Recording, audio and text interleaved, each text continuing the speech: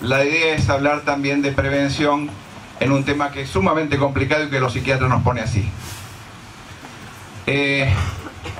Ningún tema en psiquiatría y en la práctica habitual encuentra a nosotros los psiquiatras tan autoculpables como cuando un paciente nuestro se suicida. Tan grave es la situación que el relato de los colegas es: el paciente se me mató. La muerte del paciente, que fue una decisión del paciente, es vivida como la participación inevitable del psiquiatra en esto, como si le hubiera alcanzado la soga, el revólver, o lo hubiera empujado al vacío. Y esto nos pone en una situación de tal vulnerabilidad que cuando ustedes saben que después de la muerte por suicidio de cualquier paciente se abre un expediente policial primero, judicial después.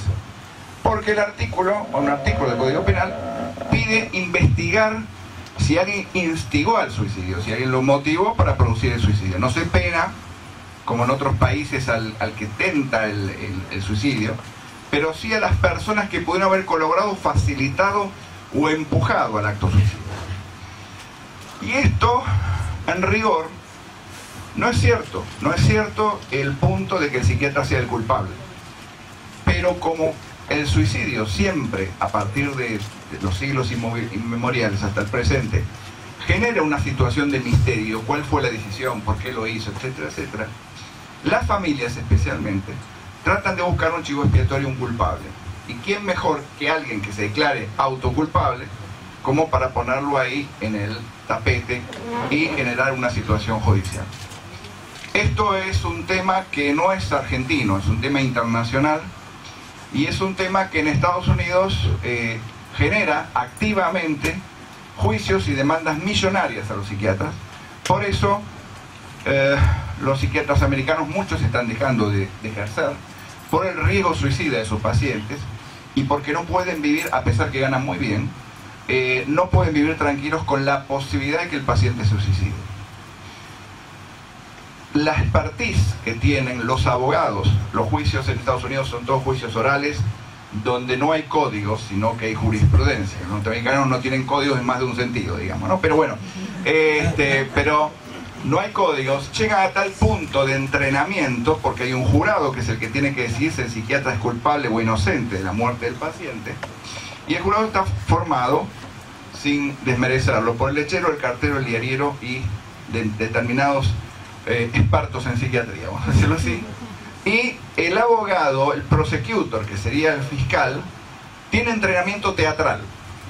Toma clases con actores de teatro para hacer llorar a la gente y decir que el paciente se mató en lo mejor de la vida. Y como muestra basta un botón, el planteo en medio del acto del juicio oral arranca con preguntas al psiquiatra de: doctor, ¿por qué no le dio litio? Por la fama que tiene en Estados Unidos el carbonato de litio como medicación antisuicida. Para que tengan una idea de por qué nuestros colegas norteamericanos están ejerciendo cada vez menos, o se dedican a vender choclos, autos o lo que fuera, pero no psiquiatría, ¿sí? Y en el tema del suicidio, como diría Borges, no nos une el amor sino el espanto, digamos. Cuando uno organiza... Tuvimos la semana pasada dando una charla en ANA y había gente sentada en el piso, afuera y demás, porque estábamos con un juez penal y el doctor Spector y yo hablando de lo último en el tema de legislación y el tema de prevención del suicidio. ¿Por qué? Porque es un tema que nos preocupa y nos angustia a todos, y todos queremos ver a ver qué nuevas cosas o tips podemos encontrar al respecto a nivel de prevención, ¿sí? La verdad es que los jueces lo que van a pedir es la evaluación constante o la supervisión constante de lo que se llama riesgo suicida. Y en la asunción de un paciente, digamos, riesgo-beneficio, es decir, en qué medida yo puedo sostener a ese paciente ambulatoriamente y en tratamiento con razonable, entre comillas, margen de seguridad, o en qué medida yo no debería haber procedido a una internación para evitar o prevenir que ese paciente se mate.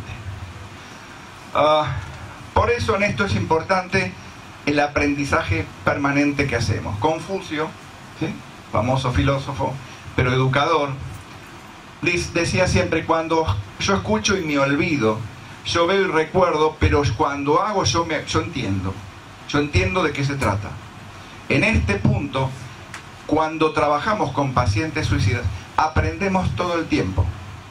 Y nuestra predisposición sería aprender y a ver puntualmente todo lo que tiene que ver con la determinación del margen rojo que existe entre la amenaza, la determinación y la vulnerabilidad, tanto del paciente como del contexto, para sostener al paciente y evaluar qué margen de riesgo estamos trabajando. Toda situación de paciente suicida o de paciente con tendencias suicidas se basa en una crisis. Para nosotros, los occidentales, la palabra crisis siempre tiene connotación negativa. Para los orientales, que yo creo que saben en muchas cosas más que nosotros, los occidentales, en cambio, el ideograma está conformado sobre dos bases, la palabra crisis sobre base de dos ideogramas. Uno que es ciertamente peligro, pero otro oportunidad. ¿Qué oportunidad hay en la situación de suicidio? Por empezar, un mejor tratamiento, una alternativa de entender mejor el proceso y una capacidad de desarrollar nosotros habilidades especiales si decidimos asumir el corcoveo de lo que significa el tratamiento de un paciente suicida. Porque todo el proceso, y esto es lo que un juez nos va a pedir a nosotros, es ver cuán diligentes estuvimos. Hace un rato hablábamos de obligación de medios, pero no de resultados. Ok, los medios que nosotros en el manejo del riesgo suicida van a hacer identificar a ese paciente, determinar, evaluar y controlar y monitorear todo lo que ese paciente esté haciendo en ese punto. ¿Por qué? Porque realmente, y en la consulta, el paciente se presenta con una máscara. Nosotros podemos ser grandes semiólogos, grandes evaluadores, grandes determinadores, y preguntamos muy bien, pero lo que el paciente a veces nos muestra es la parte de arriba del iceberg. Las intenciones ocultas o cómo se va a mostrar o desarrollar, eso es otro tema particular. La determinación del riesgo implica básicamente determinar niveles, donde tenemos altos, moderados y bajos. Y para simplificar esta diapositiva, lo alto implica siempre la hospitalización. No hay otra forma de sostener un paciente en esta característica que no sea básicamente la hospitalización. Todo lo demás va a ser en menos, inclusive hospital de día, supervisiones, tratamientos que impliquen visitas diarias, etcétera, etcétera, pero la decisión de la internación tiene que ser una alternativa para tomar en cualquier momento. El gran problema de la ley de salud mental, no digo nueva porque ya tiene 5 años, de la que vamos a hablar mañana, es haber hablado de riesgo cierto e inminente sin definir ni en el texto de la ley ni en la reglamentación qué quería decir riesgo cierto e inminente. Parece un chiste, pero no lo es. ¿Por qué? Porque al no definir eso, permitió que todos los que estamos en el campo de la salud mental hagamos la interpretación como se nos ocurra. Entonces el risotto, ¿cómo lo hacemos?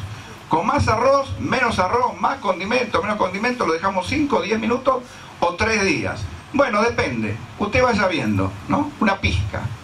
Entonces, algo tan serio como la determinación y como insistir en el concepto riesgo cierto inminente, deja no solamente a los que hacemos salud mental, sino a los juzgados y a los jueces en una situación compleja.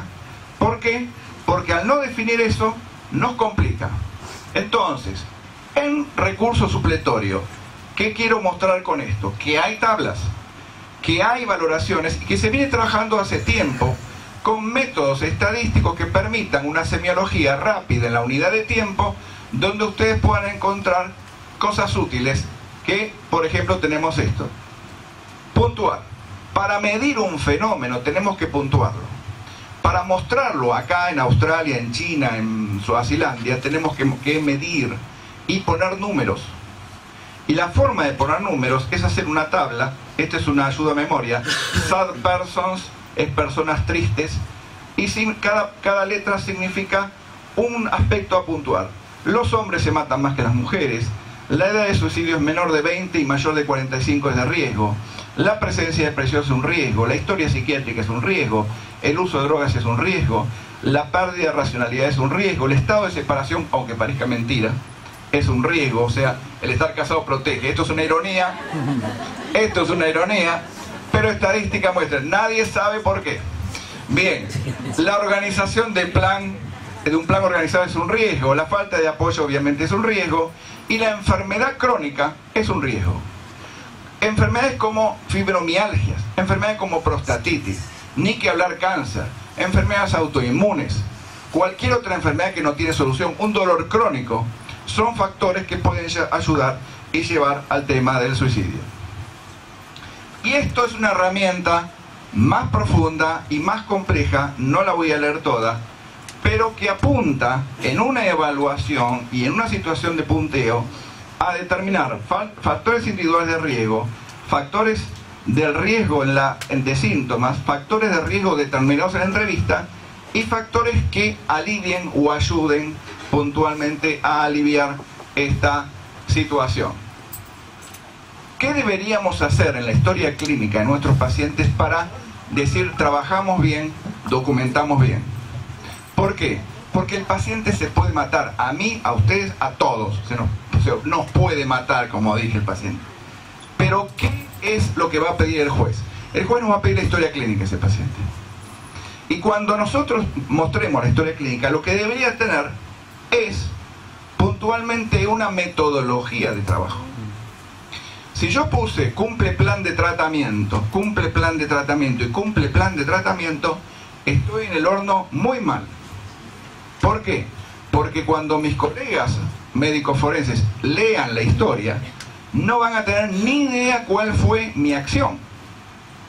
En cambio, si yo documenté que obtuve información previa, que pude determinar factores de riesgo suicida, que pude ver factores individuales que podían llevar al suicidio, que vi la determinación de la alianza terapéutica, que entrevisté a la familia y a los allegados, que vi aspectos psiquiátricos previos y que también revisé los registros del hospital cuando estuvo internado, ¿sí? Por lo menos trabajé bien. El paciente se puede suicidar igual, pero por lo menos hice todo lo posible para determinar y evitar que este señor agarrara el revólver y se pegara un tiro. Pero lo imposible puede ocurrir. Por eso hay estrategias y hay campañas decididas a evitar el riesgo suicida, porque es una preocupación mundial, donde los factores individuales que tenemos que usar nosotros pasan primero por el conocimiento que yo tengo, por la experiencia y habilidades que yo obtuve y qué equipo o qué infraestructura tengo para sostener a un paciente suicida llegado el caso. Una de las tonterías, permítame esta palabrita de autocrítica y crítica a mi raza de psiquiatras, es que muchas veces tenemos pudor de preguntarle a los pacientes si tienen ganas de matarse. No preguntamos directamente y tendríamos que preguntar y decir, señor, señora, ¿usted pensó en lastimarse? ¿Pensó en hacerse daño? ¿Le pasó por la cabeza? ¿A quién de los presentes, por favor, digan si en algún momento de la vida de ustedes, fugazmente aunque sea, no pasó la idea, y si yo mañana me muero, y si me mato, o si tengo un accidente? ¿No les pasó? A mí me pasó, a todos nos pasó. ¿Por qué? Porque somos humanos.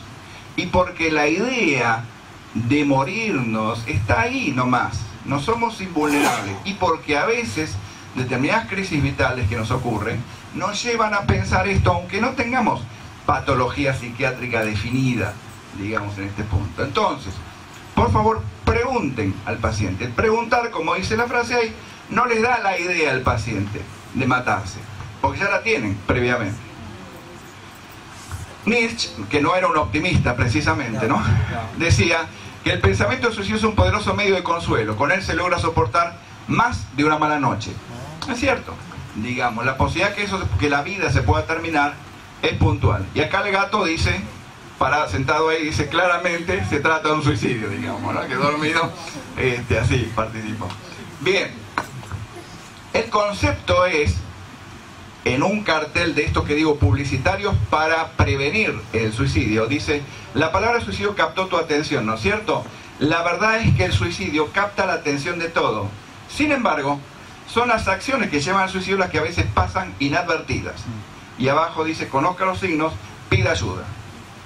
No solamente esto, digamos que tiene que ver, hay corrientes culturales. Esta es una actriz que cada 3x4 tiene más droga que sangre, digamos, esta podría ser una paciente tuya perfectamente. Lindsay Lohan, de los 365 días pasa 366 internada en una clínica de rehabilitación por drogas, ¿sí? Y se presta a campañas de enaltecimiento de el paso al suicidio.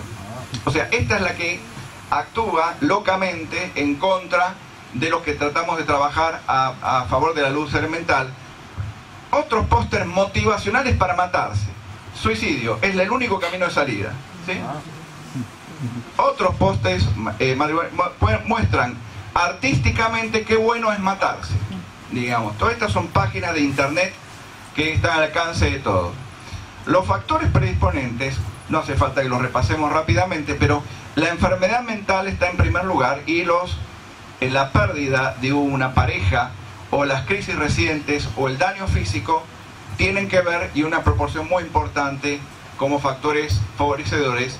Y el gran problema que tenemos es el suicidio juvenil. El suicidio del chico que nosotros no lo esperábamos, no sabíamos que se iba a producir, pero que sin embargo se produce. Distintos factores presentes, del racismo hasta los tóxicos, hasta el daño físico, hasta la anorexia, hasta la falta de sueño, hasta problemas sin resolver de chico, hasta el bullying, hasta las pérdidas, hasta el cansancio crónico. Todos esos aspectos son favorecedores y se encuentran en las historias clínicas como factores de riesgo. Este señor dejó el tapizado en malas condiciones, ¿sí? El del lavadero protestó, pues no quedó muy bien.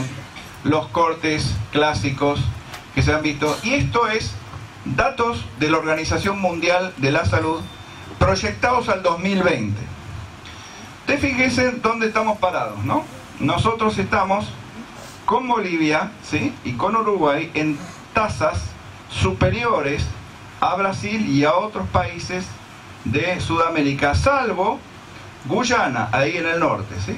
De hecho, Guyana tiene un 44.2, si lo ven en el extremo, seguido por Corea del Norte y Corea del Sur con tasas altísimas. Ese mito de Suecia, el lugar que la gente más se mataba en el mundo, bueno, quedó en el destierro, digamos. O sea, la sociedad sueca tiene una calidad de vida absolutamente excelente, y si había alguna duda, fíjese que está en amarillo en comparación con Finlandia y Noruega ahí al lado. Y esto es la Argentina, ¿sí? Las tasas de suicidio más bajas en amarillo, más altas a medida que se van oscureciendo. ¿Qué pasa en el norte argentino, noroeste argentino, y qué pasa en el sur argentino? Tenemos tasas de suicidio altos, y son lugares, especialmente el sur, donde hay ocupación plena. ¿Cuál es la explicación? ¿Cuáles son los indicadores que se nos están escapando, como una tortuga de Galápagos de grandes, donde hay unas tasas de suicidio que se han extendido justamente en los extremos de la Argentina, incluyendo Neuquén? Fíjense cómo está marcado ahí en este punto. Datos norteamericanos indican que el 23% de los pacientes, de los estudiantes secundarios que cometieron suicidio, fueron tratados en centros de apoyo. El suicidio es la 11ª causa de muerte, pero es la tercera entre chicos jóvenes entre 15 a 24 años. Y hay un 56% de incremento de estudiantes secundarios que informaron de síntomas depresivos en los pasados 6 años. El factor a desarrollar y a ver por excelencia es la desesperanza. La pregunta puntual que debería hacerse en toda evaluación clínica, psiquiátrica, psicológica de un paciente que a ustedes les está dando cuenta de riesgo suicida es: ¿cuál es su proyecto? ¿Por dónde pasa? ¿Cómo se ve usted mañana, dentro de un mes, dentro de un año? ¿En qué cosas piensa? ¿Qué cosas desearía lograr? Si ustedes empiezan a encontrar, no veo nada, no veo futuro, no veo posibilidades, no hay lugar para mí, me siento excluido, no pertenezco, todas esas cosas, prendan las luces del tablero, porque eso es el factor que es el escaloncito antes de una planificación y que posiblemente un intento suicida. En Estados Unidos, el suicidio es la segunda causa de muerte entre los estudiantes secundarios, y la segunda causa de muerte entre 25 y 34 años. De hecho, entonces, esto implica que están hipotecando el futuro.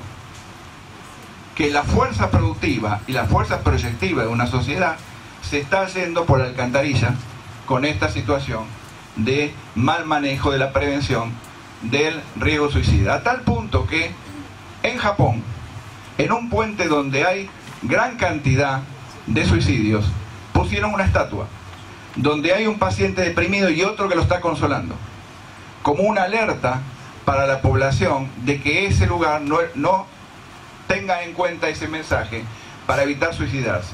Y una ciudad norteamericana con un cartel claro que dice: nosotros lo podemos ayudar a cruzar este puente, con un número de teléfono, un 0800 para llamar.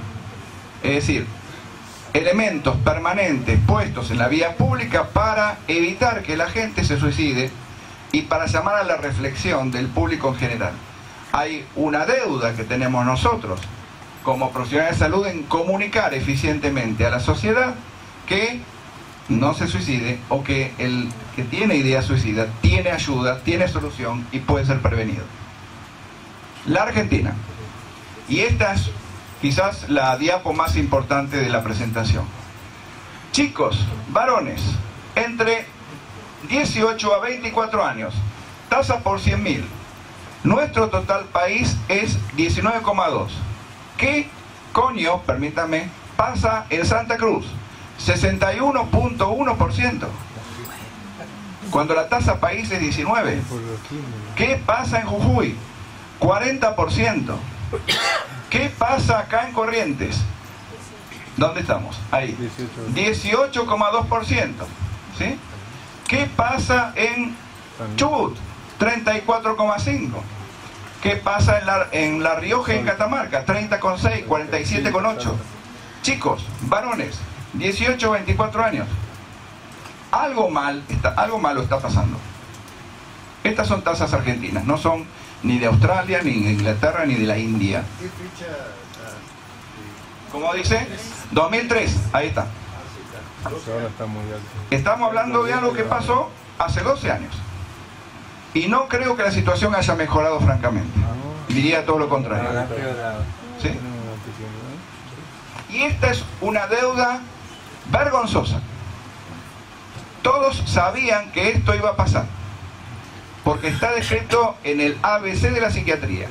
Cualquier sobreviviente a un conflicto bélico siente una carga de culpa tremenda por haber sobrevivido y está en altísimo riesgo suicida a posteriori del conflicto bélico. Sobrevivieron a Malvinas, pero se mataron. Y nadie hizo nada. Dijeron políticamente que había planes de tratamiento, etcétera, etcétera. Se mataron, un montón se mataron. Se mataron más después de la guerra que durante la guerra. Algo malo hicimos en todo este punto. Rápidamente, repasando la ley, esta es la base por la cual se abre un expediente policial, ¿sí? Y luego judicial, donde el 83 y 84 habla de la represión al que instiga el suicidio, y el 84 habla, y nos toca a nosotros los psiquiatras, el que por impericia, imprudencia o negligencia causare a otro la muerte. Ahora uno dice, perdón, a ver, yo lo atendí un montón, se mató. La pregunta del juez es, permítame, doctor, ¿usted usó todos los medios necesarios y adecuados para razonablemente evitar la muerte de un paciente? ¿Llevó adecuadamente una historia clínica? ¿Instrumentó los pasos necesarios para un tratamiento de una persona de esta gravedad? Estas son las preguntas por las cuales uno va a ser llamado para declarar como testigo, no como imputado, ¿sí? Y uno tiene que estar preparado a reparar. ¿Cómo lo hace? Con una adecuada historia clínica. Si no tiene historia clínica, en el mundo de los abogados, lo que hizo no figura en ningún lado, no pasó, no existió, no se puede probar. El mito de que Freud no usaba historia clínica o no seguía es mentira. Freud no hubiera podido hacer su obra ni revisarla años después si no tomara apuntes de sus pacientes. Ahora, en algún perdido psicoanalista dijo que no hay que tomar historia clínica. Mentira, hay que tomar historia clínica como cualquier otro profesional de la salud. Si no contamos con historia clínica, estamos indefensos. Por eso, y para ir cerrando, las 10 claves para prevenir el suicidio del paciente. Primera, todos los aquí presentes somos hijos dilectos de Esculapio. Esculapio, hijo de Apolo, dios de la medicina. Esculapio, su hijo directo, que llegó a ser tan eficiente que logró resucitar muertos. Por eso del Hades mandaron las furias para pobrecito Esculapio hacerlo percha, ¿sí? Bien, nosotros creemos somos los hijos directos y entonces somos un gatito y que se mira en el espejo como si fuera un león, ¿sí? Pero tenemos que ser humildes y reconocer nuestra capacidad. Entonces la primera indicación sería: ¿cómo estoy? ¿Qué pregunta, Mario? Es decir, ¿estoy en condiciones en este momento de mi formación, de mi vida, de mis circunstancias, para bancarme un paciente que quiere matarse? ¿O me acabo de separar sangrientamente de mi mujer o de mi marido y estoy en el peor momento de mi vida y no quiero Lola? Lo único que quiero ver es a Tinelli, nada más, ¿sí? Y hasta por ahí me parece demasiado profundo, digamos. Entonces, si uno está así, no tomen un paciente con riesgo suicida. Derívenselo a quien quieran, ¿sí? Si quieren un enemigo, derívenlo a un enemigo. Pero no lo tomen, porque no están bien ustedes. O si no están capacitados. Ahora, si lo toman, bien, bánquense las circunstancias y está bien que lo hagan.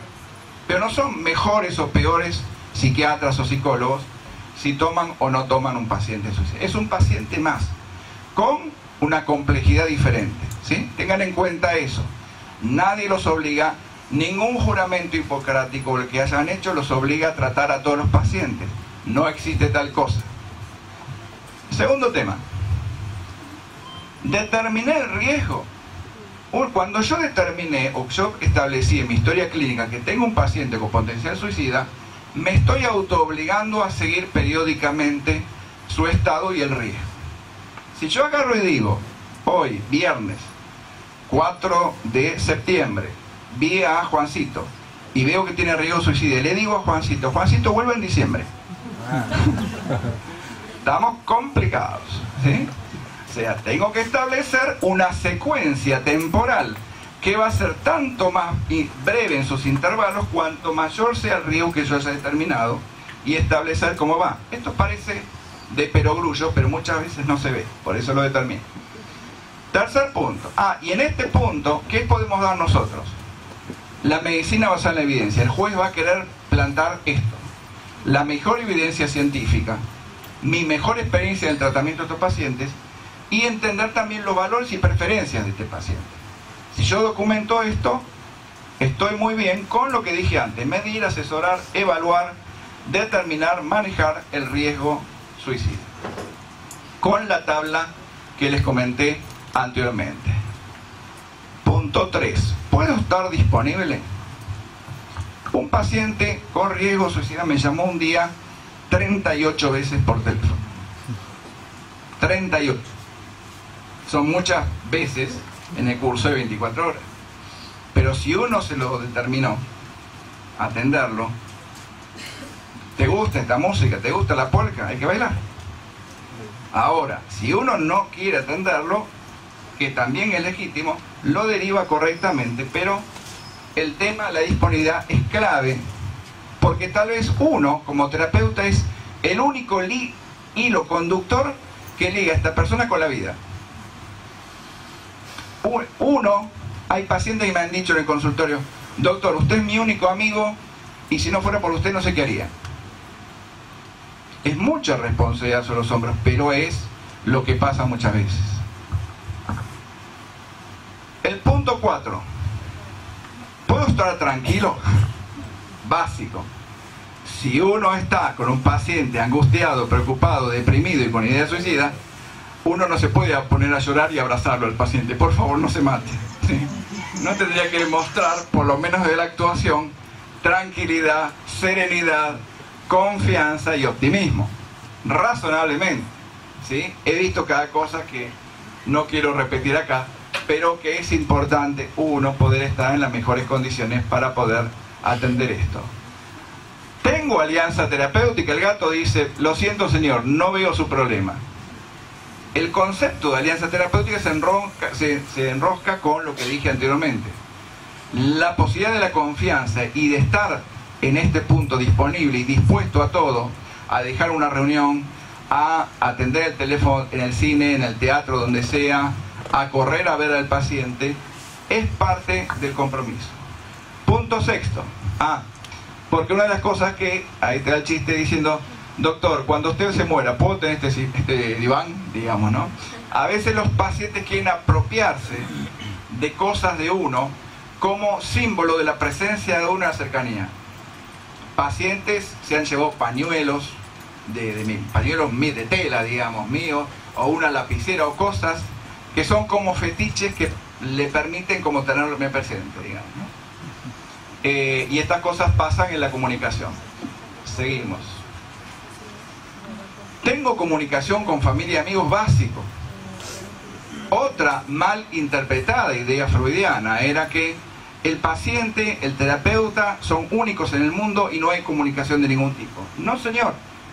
Freud no dijo eso, y es necesario comunicarse con toda la red de contención posible y hacerlo todo el tiempo que haga falta. De hecho, la presencia de amigos y familia me permite a mí diferir en un paciente de riesgo la internación si cuento con la colaboración de ellos. Punto 7, fundamental. Tengo el mejor tratamiento farmacológico y el paciente cumple con el tratamiento, él toma la medicación. Dentro del contrato, una de las cosas que decíamos en la primera charla tenía que ver con en qué medida el paciente respeta la indicación y en qué medida uno es directivo con el paciente. Y en este punto, el contrato implica, yo te puedo pedir a vos dosaje de antidepresivos, yo te puedo pedir a vos dosaje de litio y te puedo pedir a vos dosaje de la motricina o de lo que sea, porque yo quiero saber si vos tomás la medicación o no. Y es parte del convenio. Si esto no se respeta, no hay trato. Terminó el contrato, ¿sí? La locación de servicios, la que hacíamos anteriormente. Punto 8. Bueno, estos son aspectos éticos dentro de psicofarmacología, que habla de límites terapéuticos, paciente difícil. Y de la situación de no confiarse, particularmente en pacientes bipolares de alto riesgo suicida. ¿Por qué? Porque el paciente, cuando está en el momento más depresivo, está casi inmovilizado físicamente. Cuando empieza a emerger y a subir, nos ponemos contentos porque decimos, el paciente está recuperando. Pero ojo, esa es la zona de riesgo, la subida, porque tiene la desinhibición motora suficiente para cometer el acto, pero todavía no mejoró el ánimo. ¿Se entiende un poquito en esto? Una de las críticas que se hacían a determinadas moléculas de los IRS era que desinhibía primero motrizmente antes de mejorar la cuestión anímica, y fue la causa de tantos suicidios. Este es un tema que hay que tener importante, claro, y que figura en los prospectos de todos los antidepresivos. Punto 8. ¿Cuán seguido estoy dispuesto a ver a mi paciente? ¿Y cuán seguido estoy, agregaría ahí, estoy dispuesto a mi paciente si mi paciente no me puede pagar todas las consultas? ¡Chan! ¡Qué problema, ¿Con qué podría pagar un paciente acá en Corrientes? Yacaré. ¿Con qué? Con un dorado. ¿Un surubí? Hoy pedí surubí en el hotel, no había. Una cosa, no, me engañaron, me parece. Me dieron cara de porteño y me dijeron, qué estúpido, no le damos nada. Bien, bien, el concepto, esto es básico. La disponibilidad antes de producir la internación podría implicar que yo tenga que ver mañana, tarde y noche tal vez a un paciente. Y es parte del contrato. ¿Sí? Punto 9. Estoy controlando mi burnout porque soy un ser humano, ¿vio? Y me pasan cosas y tengo mujer, hijos y problemas aparte. Y si en este contexto estoy con toda esta complicación, ¿en qué condiciones estoy para poder atender? ¿O soy un balde que está perdiendo por todos lados, sí? Una estadística no te engaña, yo no sé si estoy tan de acuerdo, pero pareciera ser que los profesionales, hombres y mujeres, en relación con pacientes en crisis, la mujer se compromete más y se chamusca más. Esto es una cuestión que podríamos debatirla hacia el final. Más que los varones pueden tener más distancia. Pero bueno, esto habla de los profesionales en acción. Y a veces está tan quemado el terapeuta, que llega a una situación de una indiferencia casi cínica, ¿no? El paciente está destruido y el psiquiatra sentado le dice: mire, parte de mí lo quiere ayudar con su crisis, señor, pero parte de mí se quiere ir a almorzar. ¿Sí? Digamos, esas cosas pasan. Y el burnout dice: las actitudes son contagiosas y la mía podría quemarte, ¿no? O matarte, más precisamente. Bien. Y último, si todo fracasa, ¿cuán dispuesto estoy para indicar la internación de mi paciente? La internación es algo que cuando uno determina el riesgo suicida al principio del tratamiento, lo tiene que poner clarito sobre la mesa. Yo creo que puede usted manejarlo ambulatoriamente, pero si usted se pone mal y representa en algún momento un riesgo en mi criterio, no tenga la menor duda que yo lo interno, donde sea. Si uno plantea esto, está alambrando el campo, está estableciendo estos son los límites. Si uno en cambio le dice al paciente: mire, no está bueno que usted se mate, porque fíjese que tiene chicos y demás, y la vida es linda, y aparte yo me voy a un congreso la semana que viene, así que espero un poco. Bueno, no es. Aunque ustedes no lo crean, esto pasa en la práctica cotidiana. Así que este es mi maestro Robert Simon, el psiquiatra forense número 1 de Estados Unidos, que ha escrito mucho sobre responsabilidad profesional, al cual admiro profundamente porque he leído toda su obra. Y le preguntaba, un día que lo voy a visitar a Potomac: decime, Robert, ¿qué podría evitar el suicidio de un paciente? Estamos tomando un café y me dice: no sé, me dice, un gato. ¿Qué? ¿Un gato? ¿Cómo un gato? Sí, un gato. Que el paciente tenga un gato sería un animalito que el paciente no se mataría porque pensaría quién le va a dar de comer, quién le va a dar leche y quién lo va a cuidar. El cuidado, la dedicación a ese animal podría ser lo único que lo sostenga con la justificación de seguir vivo, por el cuidado a ese animal. Yo me imaginaba entonces los consultorios psiquiatras llenos de jaulas de animales, digamos, dándole un animal, un loro, una tortuga, digamos, a cada paciente con riesgo suicida. Bueno, Simon dijo muy sabiamente que dijo: hay solo dos tipos de psiquiatras, porque es inevitable, y porque Pokorny, que hizo un estudio, demostró que el margen de error de los psiquiatras en la predicción es altísimo, más del 50%, con lo cual demostró técnicamente un estudio de más de 10.000 pacientes hecho 2 veces que es más fácil determinar si se va a matar o no tirando una moneda al aire que evaluándolo psiquiátricamente. Entonces, hay solo dos tipos de psiquiatras: los que tienen pacientes que se han suicidado y los que tendrán pacientes que se suicidarán. Así que no es muy optimista, pero responde a la realidad para poder contestarle a los jueces. Los jueces saben que el suicidio puede ocurrir. Lo que uno tiene que demostrar es que hizo todo lo posible para evitar que se mate, y de hecho estas consignas que les transmití tienen que ver con eso. Así que muchas gracias por su atención.